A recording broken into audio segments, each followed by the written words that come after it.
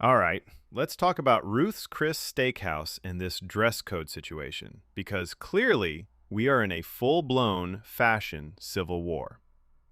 First of all, Ruth's Chris said, "You can afford this steak, but can you afford some sleeves?" Like, imagine saving up, pulling up hungry, ready to drop $80 on a steak that comes out sizzling like it's got beef with you personally, and the host hits you with, "Sir, is that gym shorts?" Now suddenly your whole outfit is on trial like it committed a crime.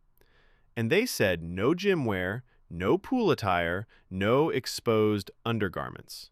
Which means somebody walked in there looking like they just left Planet Fitness, a pool party, or a bad decision. And Roos Chris said absolutely not, we've had enough. Then they added the rule about hats. Oh yeah, you walk in thinking you're cute, brim tilted, feeling like a whole R&B album cover. And the host is basically channeling mob boss energy like, take the hat off. We sell steak, not street credibility. Meanwhile, over at Chili's, they're like, our only dress code is, please just have clothes on. That's it. That's the standard. You could walk in wearing a Spider-Man onesie and flip-flops and they'd be like, table for 2 or 3. And the Cheesecake Factory said, come as you are, just come hungry. Which is wild because their menu got 300 items, but 0 dress expectations. But Ruth's Chris? Oh no. They said, we are not about to serve a $60 steak next to somebody dressed like they're waiting for their Uber Eats shift. And honestly, the real question is, what did they see to make these rules?